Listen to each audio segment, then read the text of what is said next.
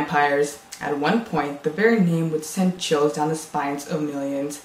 That point is no more, however, when new vampire media such as Vampire Diaries, True Blood, and of course, the notorious Twilight are at their peak of popularity.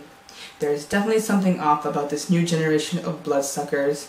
Tonight, we bring you an exclusive program on vampires, and two very special guests will be joining us later on in our show. For our first segment, we throw it off to our correspondent, Marissa.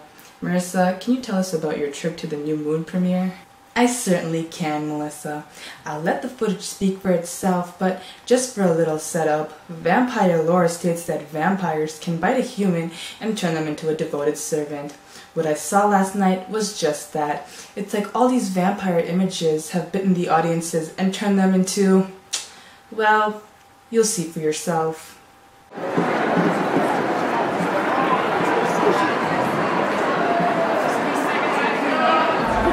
I thought it was better than the first one. It was good, but it wasn't as good as Harry Potter. I saw the movie is how I fell in love with the book, so to be perfectly honest, my idea of Edward is Robert Pattinson, so it was all based on looks at first. I love vampires from the beginning. I'm a huge vampire fanatic. Oh yeah? So you're not afraid of them or anything like that? No, not at all. I like True Blood. I like Twilight. I think they're interesting. Yeah, actually happened to them. They die. They sparkle. Now, while the fans certainly enjoy it, not everyone shares their same sense of enthusiasm. We start off our next segment with a live one-on-one interview with the original vampire, Count Dracula. Pei-an has his story. I'm here with my guest, Dracula. Dracula, how are you feeling today? I feel great, thank you. How do you feel about vampires portrayed in today's media? Look, let me tell you something about vampires. Back in the day, we used to be evil. Now, these damn heartthrobs are getting screams of admiration rather than terror. So how does that make me feel? Frustrated, to say the least. Edward. Cullen. Is that shit? Vampires don't fall in love. We just them. Like, I'm not gonna steal someone's heart. Well, I'll literally steal someone's heart. But, seriously, all this lovey-dovey crap, no, it's not our style. It must be really hard for you to find a job in the current industry.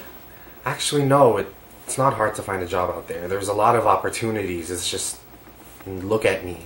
I don't fit that stereotype anymore. I'm not a teenage heartthrob. I'm just an old vampire. I mean, back in the day, we used to scare people.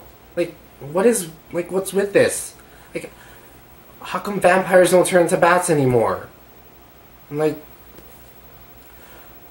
what's with the whole shimmering, like her skin shimmering in the daytime and you're exposed? Like, I was supposed to spend time. It's okay. Maybe, should we have a little break here? No! Pei-an, is everything alright? Can you hear me?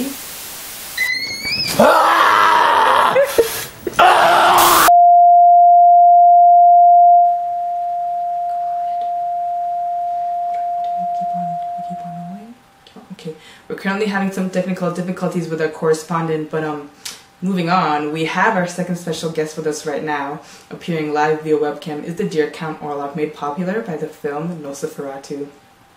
Good evening, Count. How are you doing tonight? Great. So, what's your take on how vampires are being represented in today's media? So you're saying you're left speechless.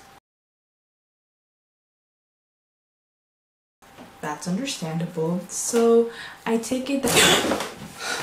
Count, silly vampire, you can't bite my neck. Well, it was great speaking to you, Count. Have a wonderful night. And that wraps up our program for tonight. We hope that you gained some new insight on the current trend of vampires. Next week, we bring you Trouble in the Living Room. Can that couch you're sitting on really burst into flames? For CCTV, I'm Melissa. Remember to protect your necks and have a great night.